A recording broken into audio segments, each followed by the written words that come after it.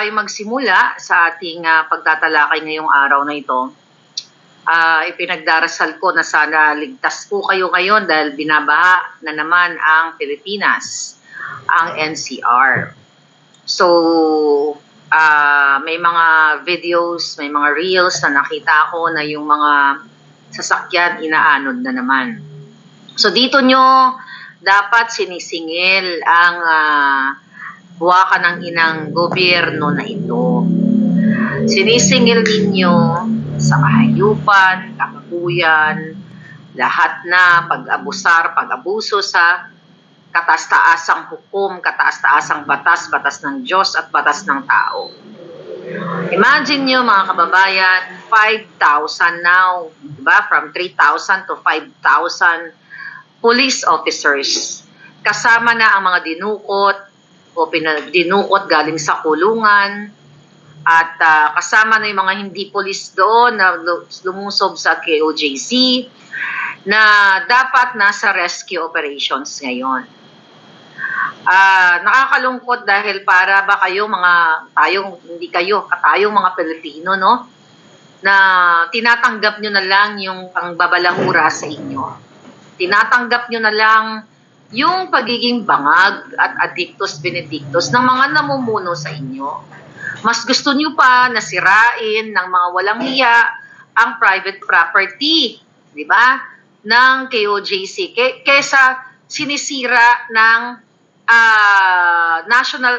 natural disaster ang inyong mga bahay, ang inyong mga sasakyan dahil sa kapalpakan ng gobyernong gobyernong bangag na nagsinungaling sa inyo na gumastos ng 1 billion pesos kada buwan doon sa pinagmalaki ng hinayupak na bangag na mayroong 5,500 flood control. Okay? So, paulit-ulit na lang po at para kayong mga kabalan.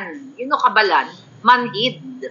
Na hindi nyo kayang ipaglaban ang inyong mga sarili. Para ba kayo namumuhay na lang sa takot dito sa bangag na gobyernong ito? So kung kayo ay hindi magsalita, hindi kayo mag-speak up, ipaglaban ang inyong mga karapatang pantao, karapatang huminga, karapatang mabuhay ng maayos, karapatang magkaroon ng trabaho, mamanahin yan ng inyong mga anak. Mamanahin yan sa kaduluduluhan ng inyong lahi. Ang inyong mga anak, ang inyong mga apo ay magiging takot sa mga politikong bangag na addictus benedictus katulad ng ginagawa ngayon. Did I say kada araw o kada buwan? Okay, correct me if I'm wrong. Kada buwan, 1 billion doon sa flood control. Pero actually, pwedeng 1 billion ang ninanakaw kada araw combined ng mga buwaka ng Genemes na gobyernong ito. Lagi na lang kayo nagdadasal, Lord, sana hindi pasukin ang baha, ang aming bahay, pinagtatali nyo ang inyong mga bisikleta, mga sasakyan, nagsabi, hindi pa nga kayo naka-move on dun sa Karina. Ngayon, baha na naman. Na yung mga police officers na ito, nandyan dapat. Okay? Yeah, I'm sorry, medyo nabangag ako ng konti. Yeah, 1 billion a day. Ayan, na-confuse na tuloy ang lola ninyo. Hi Melvin, thank you. Yeah, 30 billion, okay, yeah. 1 billion a day. Okay? Every day po, 1 billion. Teresa May, thank you for correcting me. 1.4 billion, kasi alam tawag dito, talagang nanggigigil ako sa jutang Genemes na gobyerno ito. Okay, 1.4 billion kasi 1 trillion in 2 years. Correct. Now what? Ngayon, pinupunterya pa rin ang ating mga kapatid doon sa Davao kung saan talagang patuloy na pinahihirapan. Mga kababayan, pero bago pala ako magtuloy-tuloy, gusto ko magpasalamat sa inyo. Yung mga tumulong doon, yung mga nagbigay ng mga palanggako, yung iba diretsong pinaabot ang kanilang tulong doon sa pagtitipon or pag-speak up din ninyo dyan sa Liwasang Bonifacio. Okay, gusto kong pasalamatan. Actually, kagabi kailan ba yun? Kagabi, nakakalito na yung araw, ano? dahil halos baliktad na yung buhay ko dahil kailangan sabayan ang oras sa Pilipinas sa mga pangyayari. Nakatulugan ko yung speech ni Inday doon sa KOJC dahil ang presidente na bangag, ang mga kapulisan, ang Department of Justice o Department of Injustice ay wala na po talagang sinusunod na batas. Lahat ng pag-violate nila ng batas, 'di ba? Right for freedom, okay? Right for freedom to speak. Right for what? To live, to live peacefully, 'di ba? Freedom to express religion. Lahat ay talagang inano na nila. Talagang binosabos na nila mga palangga. So ngayon, si Ma'am Parvina nakita ko, si Zoro nakita ko kanina. Thank you so much. Ito, basahin ko lang tong comment na to, Okay, sabi ni Sarah Bautista, Ms. Marlica, hindi ba pwede gumawa ng GoFundMe para sa OVP budget? No, you cannot do that palangga. Illegal yan, kahit hindi ako abogado, bawal yan sa batas. Hindi pwede manghingi or kahit may mag-initiate pa na manghingi ng budget, okay, yung politiko. Pwede yan. Yung ginagawa natin, yung support doon sa pagkain, 'di ba? Pagkain, tubig, 'di ba? Yun ang yun yung kung gusto niyo talagang tumulong, not that way. Okay? Not that way. We cannot do that. Pero mga palangga, ang dami kasi nag-message sa akin na Miss Maharlika, saan ba kami pwede tumulong o magpadala para nga sa budget for Inday? So, ang ko dyan, ang explanation ko, for sure, ang dami nyo, di ba? Andito kayo. Sabi ko, nako, hindi po yan. Sabi ko, hindi natin pwedeng gawin yan. Kasi hindi yan. Unang-una, illegal yan. Okay? Walang politiko na matino na gagawin ng ganyan. Pero, pwede tayong fundraising kung sino ang gusto para sa support sa pagkain, 'di ba, sa mga peaceful rally, pwede 'yon. Pwede nating gawin 'yon. Gusto ko lang mag-comment kasi alam ko may mga eksena yata gano'n na nangyayari. Paano ba? Our focus right now is the bangag. Okay? So merong mga hindi naintindihan, meron din namang naintindihan, merong parang hindi nagkakaintindihan, but I love you guys. Kung ano man yung mga eksena ngayon, I love you all. Okay?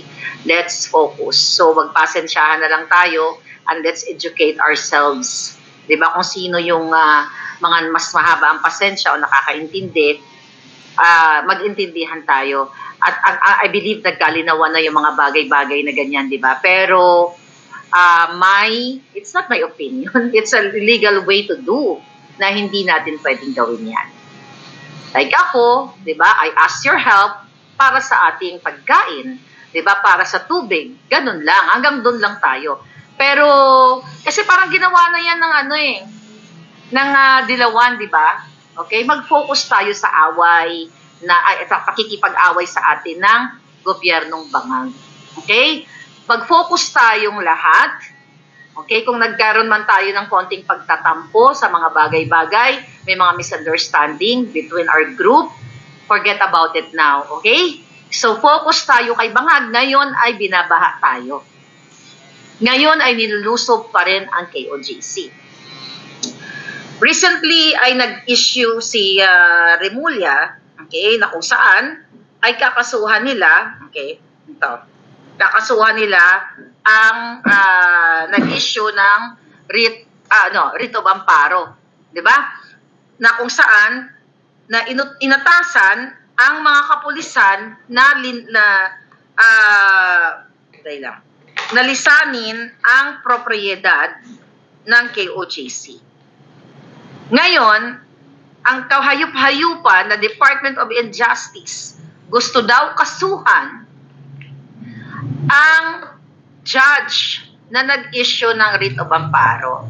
Kita nyo mga kababayan, ang power trip, ang pang-aabuso ng mga walang iyang ito. Paano mo kakasuhan? Hindi nga nila nilisan eh. 'Di ba? Hindi nga sila umalis doon sa property ng KOJC. Hanggang ngayon pang 10th day na. Ano kakasuhan ni Bangkay, 'di ba? Ni Remulla na isang bulati na lang, tagal nga pumirma ng bulati sa kanya. Ba't mo kakasuhan yung judge na nag-issue ng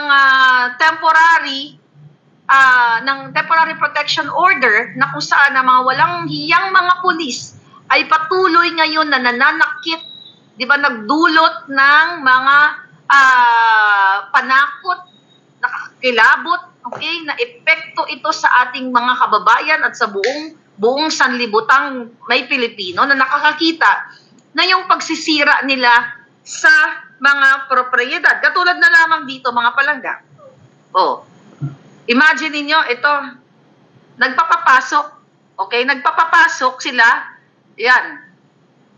Yung mga pulis na yan, nagpapapasok ng mga box na mga bagay-bagay dyan. Hindi natin alam kung jomba ba yan, kung ano ba yung mga pinasok nila. Ano sinasabi ng DOJ, nakakasuhan pa ngayon ang judge. Hindi nga nila sinunod eh. Hindi nga nila sinunod yung order. Ando doon pa rin sila nag-illegal drilling. Tapos recently yung mga mainstream media na kasabwat nila, sa pilitan nilang pinapapasok na hindi dumaan sa scanner, hindi dumaan sa tamang proseso, pinapasok doon sa private property. Kasabot yung mga pulis. Ano yung purpose ng mga buwakan ng inang mga pulis o ni Bangag Jr., ni Lisa Tanas, ni Tambaluslos, lahat na may nayupak na dahil sila nag-utos dyan para ipasok ang mainstream media doon. Para magtanim sila ng ebidensya, picture-picture, iti-twist nila sa inyo na ito may natagpuan na buto-buto kunyari, 'di ba? Mga buto-buto ng bangkay kunwari na ganon. Pwede nilang ilagay 'yon, taniman nila, may nakitang ganitong pampajarbog, may nakitang ganito na ganyan. Pero sabi ko nga kung 'yan ay later on, mga kababayan, ay panagutin ng hustisya o ng batas itong mga hayop na ito na nagtatanim, even 'yan, alam nyo kayo mga mainstream media, mga gago kayo, sunod-sunuran kayo ngayon, diyan, pumapasok kayo, trespassing yan. Lahat ng pumasok dyan sa KOJC, mapapulis man, mapasibilyan, mapamedya man, na pumapasok kayo lahat ngayon dyan, dahil malakas ang loob ninyo, dahil kakampi nyo ang adictus benedictus na gobyernong ito, may kalalagyan kayo lahat. Sabi ko sa inyo, hindi kayo forever dyan. Sabi nga ni Inday Sara sa kanyang speech kagabi, ang gaba, dili gyud magsaba. Ibig sabihin noon sa mga hindi Bisaya, 'di ba? Ang sabi niya, ang gaba sa Ginoo dili gyud magsaba. Ibig sabihin sa Tagalog 'yon, ang karma ng Diyos, okay? Ang karma hindi kumbaga bigla na lang darating sa inyo 'yan at hagupitin kayo. Katulad ng nararanasan nating bagyo ngayon diyan.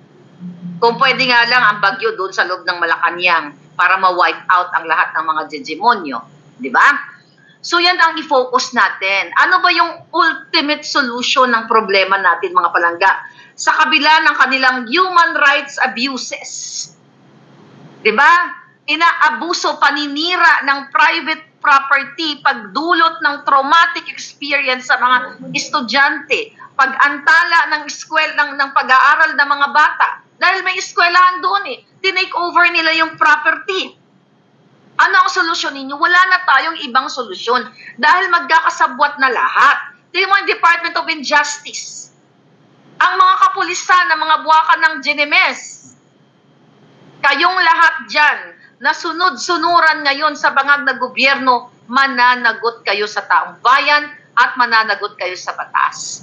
The ultimate solution, mga kababayan, para mapuksa o matapos na ito, wala na pong iba kundi peaceful protest.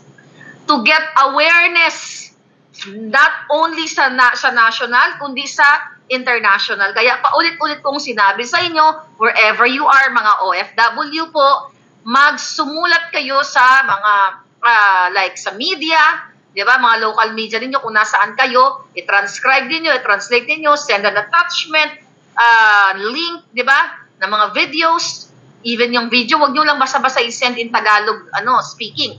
I-transcribe ninyo, i-translate ninyo, mga palangga.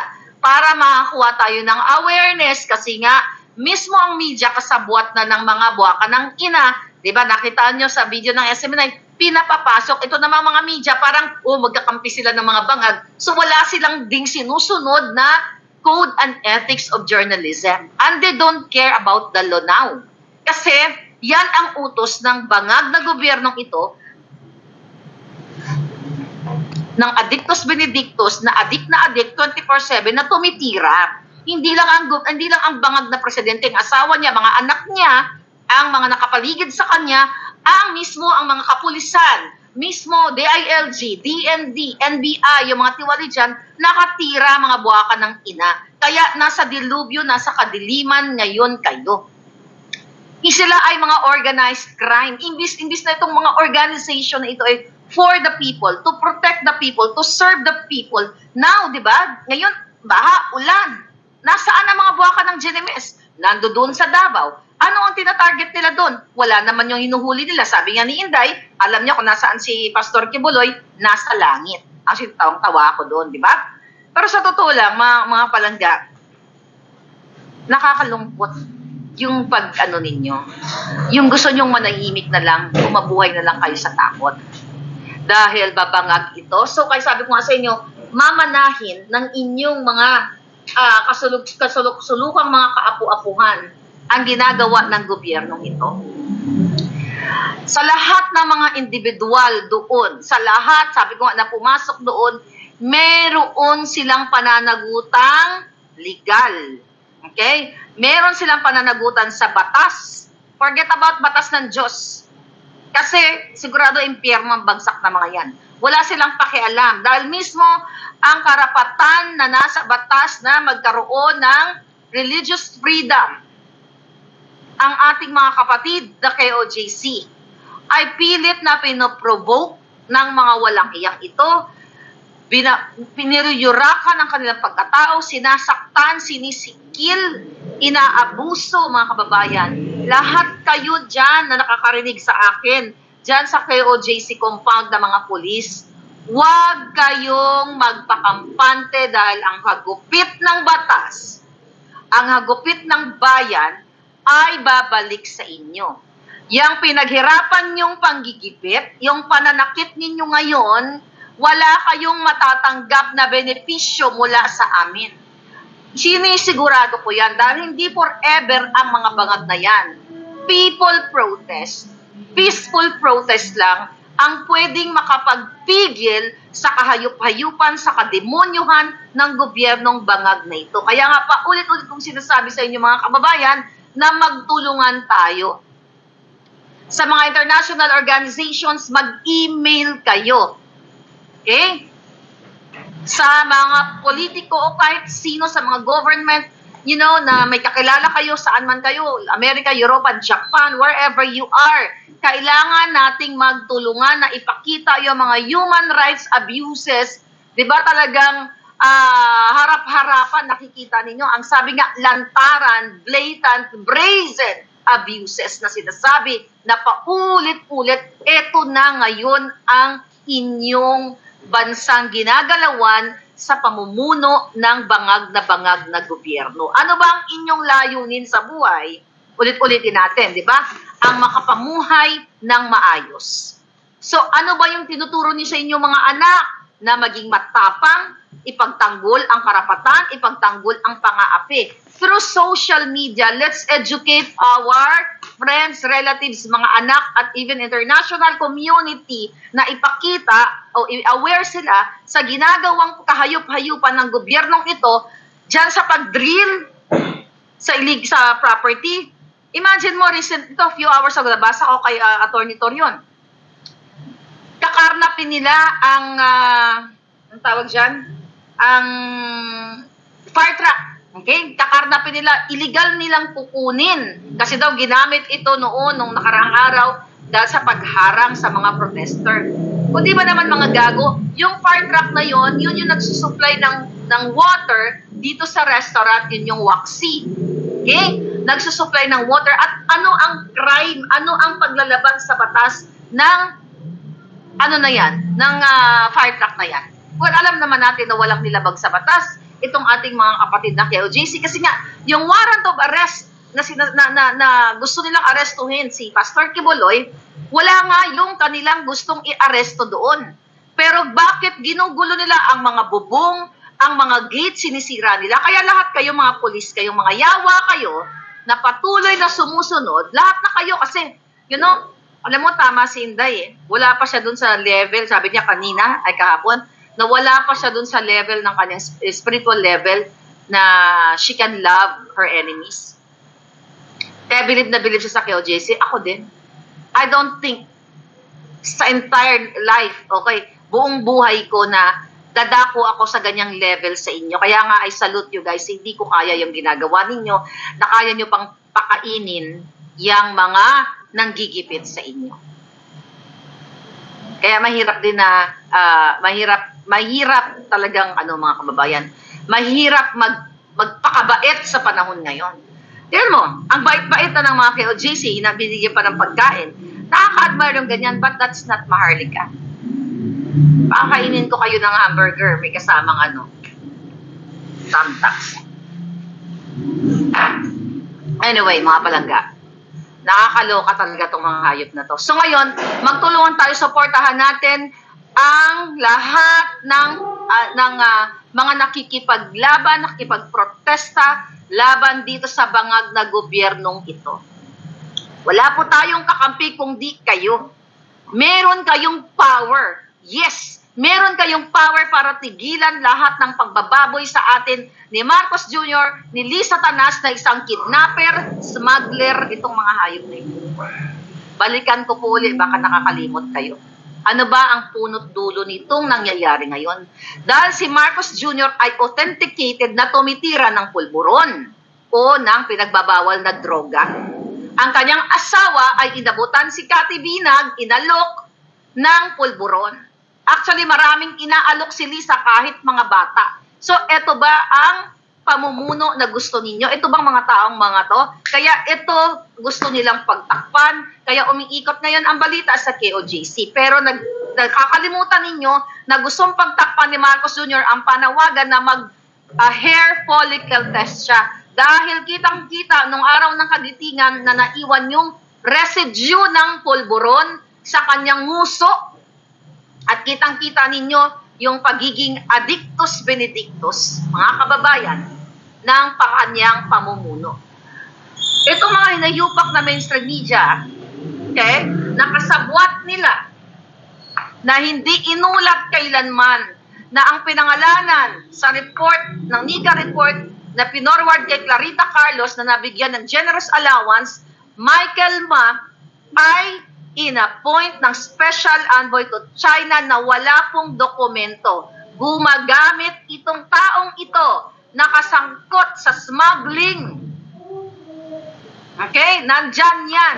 At in-appoint ni Marcos Jr. na hindi inulat ng mainstream media. Dahil lahat sila takot o kasabwat. Ito ay paglalapastangan sa inyong lahat. Patuloy si Michael Ma in and out sa bansa. Hindi natin alam kung anong pinapapasok niya, droga ba o kung ano pa man. Doon na lamang sa pinapakita ng mga pulis na nagpapasok sila ng mga karton-karton na mga bagay-bagay sa loob ng propriedad ng KOJC.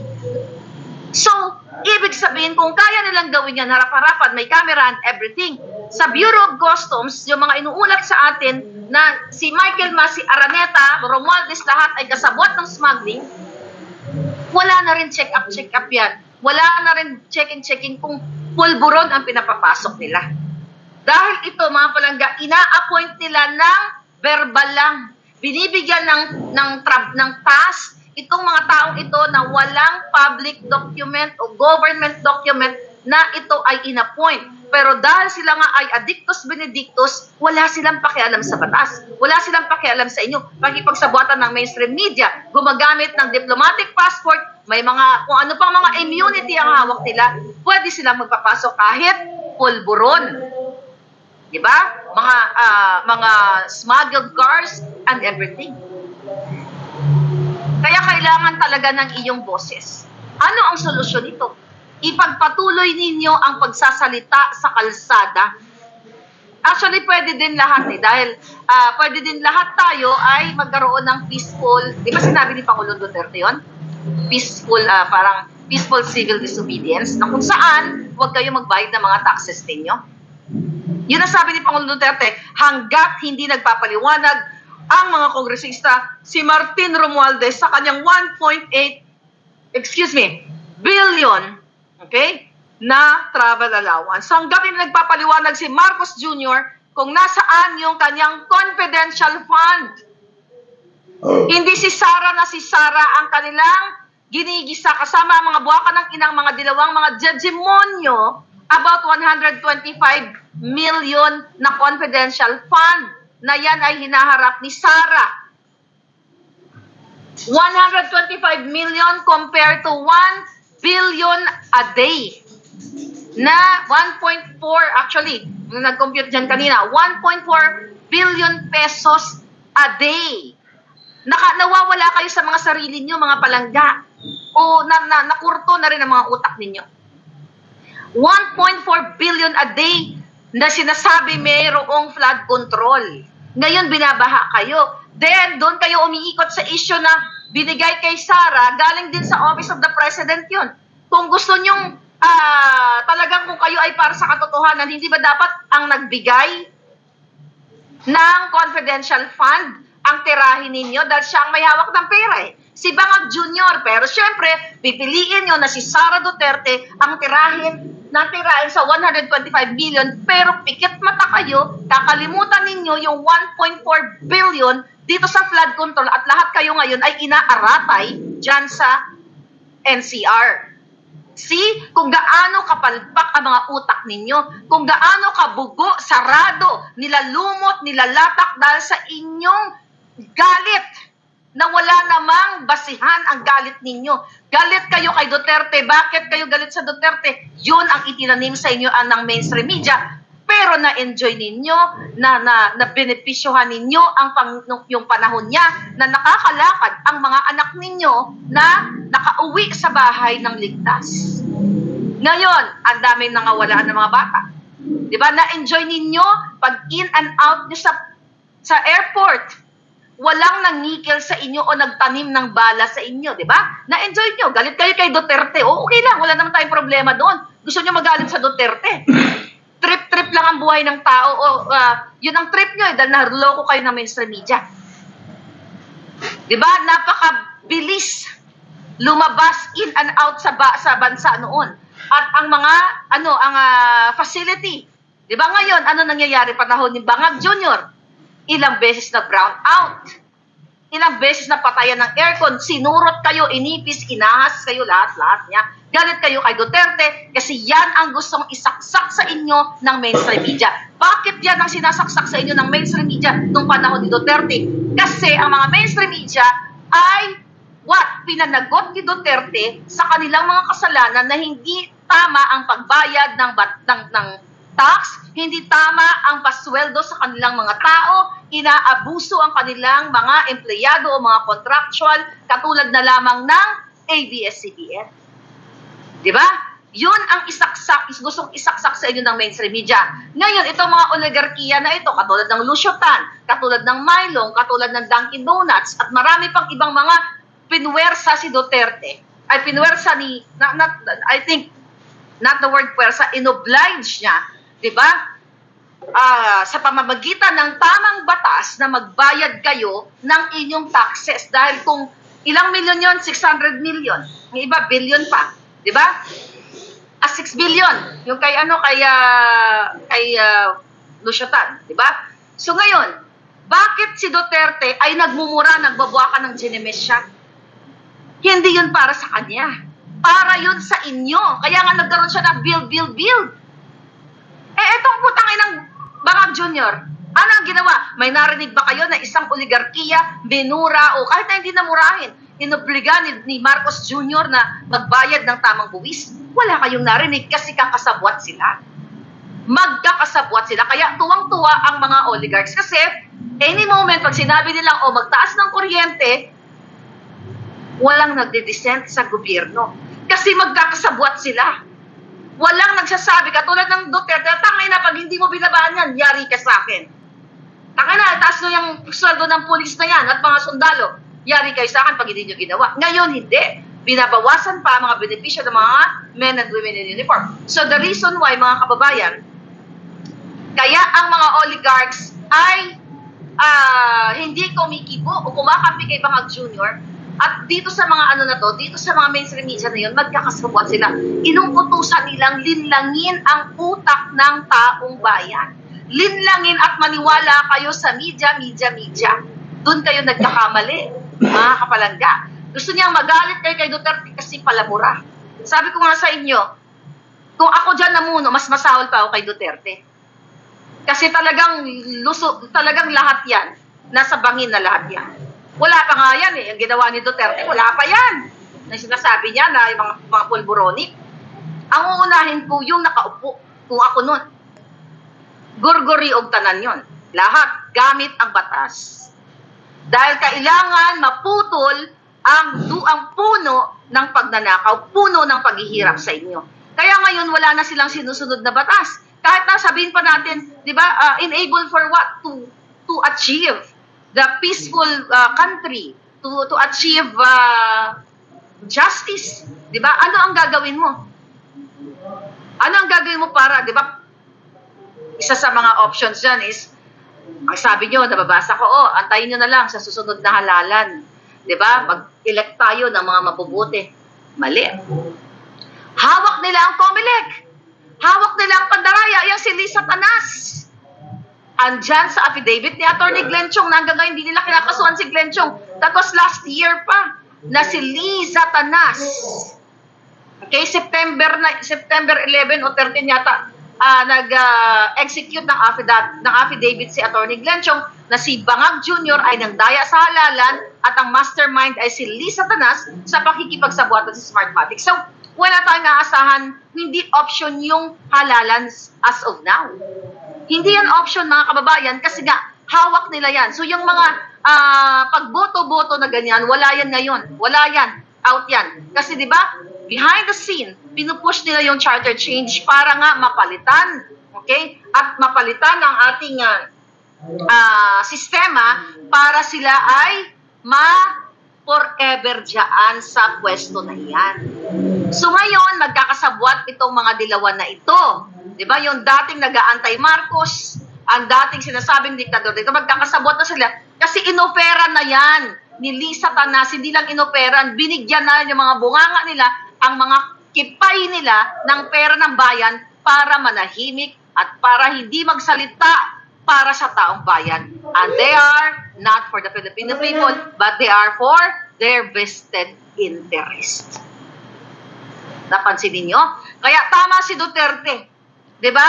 Isa sa option ay hindi dapat magbayad ng taxes kung lahat-lahat kayo, mga kababayan, ay magprotesta peacefully o hindi kami magbabayad ng tax dahil kami ay kinukuha ng tax, ito mga maliliit na tindahan, maliliit na negosyo, sinisingil kami, talagang grabe ang paniningil nila sa taxes, sinanapan pa kami ng butas, pero yung mga amiga nilang mga mayayaman ay dinidistrongkar ang taxes nila. Ang mga oligarko, hindi nagbabayad ng tamang buwis, pero kayo, na ordinaryong worker, nag-office worker, bago pa kayo sumweldo, natanggal na ang inyong tax. See? So, tama ang panawagan ni Duterte na civil disobedience. Kung lahat kayo, that's what you call people power peacefully, mga kababayan. Hindi kayo mananaig. Walang mananaig ngayon sa batas sa panahon ng bangag dahil sila ay magkakasabwat. Sila ay magkakasabwat at tulong-tulong sila mag-target ng mga kritiko, mag-fabricate ng crime. Huwag na po tayong lumayo, si distressed mother na pinakidnap ni Lisa Marcos ang kanyang mga anak sa Turkey. Nag-fabricate ng crime si Lisa Marcos kasama yung ex-partner ni distressed mother at lahat ng kanilang mga kaalyado pakisabuatan kay Teddy Boy Locsin. Tingnan mo yung putang ng matapang na yan. Hanggang ngayon, hindi sasalitang hayop na yan. Nag-facilitate ng mga dokumentong peke na ginamit nilang kapangyarihan ng batas para maging legal Pero magkakasabwat si Lisa Tanas, ang asawa ni Tidiboy Locsin, para mangidnap ng bata sa Turkey. Kaya wala si Distressed Mother sa Pilipinas, nasa ibang bansa, binigyan po siya ng proteksyon kung saang bansa siya ngayon. Dahil hindi siya pwedeng umuwi sa Pilipinas, dahil ginugurgor siya, actually hinahabol-habol pa siya, hinahunting siya ng grupo nila Lisa Tanas kasi gusto siyang gurgurin. Kaya walang batas na wala kayong laban ngayon sa Pilipinas hanggat hindi kayo nagsisimula. Diba? Kailangan yung magsimula. Kailangan yung lumabas. Kasi hindi kayo dapat nananahimik o nabubuhay na lamang sa takot. You talk about what? Human rights violation? Nasaan na yung mga human rights advocate? Nasaan na yung mga inayupak na yan? Noong panahon ng EJK na sinasabi nila, yung mga kasinungulingan ni Leni Robredo na minark up nila yung biktima daw ng EJK. Yan nga yung binabato nila sa mga Duterte. Pero ito nga, tanungin ko nga sa'yo, Pinklawan, Dilawan, whoever you are. Hindi ba violation of human rights ang ginagawa sa mga miyembro ng KOJC? Hindi ba yan violation of human rights? Ngayon, ang ginagawa nyo pa, mga hunghang kasi talaga itong mga to, mga sarabing buta, kailangan isingin kayo.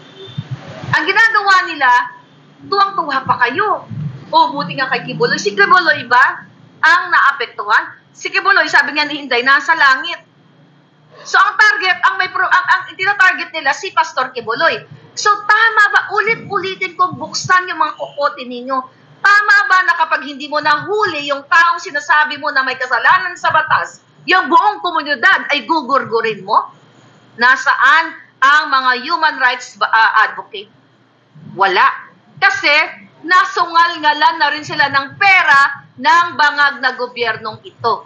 So ano ngayon ang sitwasyon sa Pilipinas? Bangag na bangag, polboronic administration. Sa kabila ng mga pagpapahirap sa inyo economically na hindi nyo kayang bumili ng pagkain, wala kayong tamang permanenteng trabaho, uugod-ugod na kayo, yung ating mga matatanda, di ba, na umaasa sa 500 pesos na pensyon na binigay ng gobyerno na yan, hanggang ngayon di pa nila natatanggap. Di ba, nasaan na ang perang yan? Gusto niyo ba nakikita niyo yung mga lolo't lola ninyo? Nakita ko sa mga vlog, yung mga lolo't lola nasa bukid na lang, nag-iisa, o nasa barong-barong kubo, nagpagapang-gapang na lang inyong mga lolo't lola. Dahil itong mga nakapiranggot barya na 500 piso na pwede na sana nilang ibili ng bigas yun kahit maglugaw na lang sila dahil dahil wala naman silang pera, ipinagkakait pa ng gobyernong ito.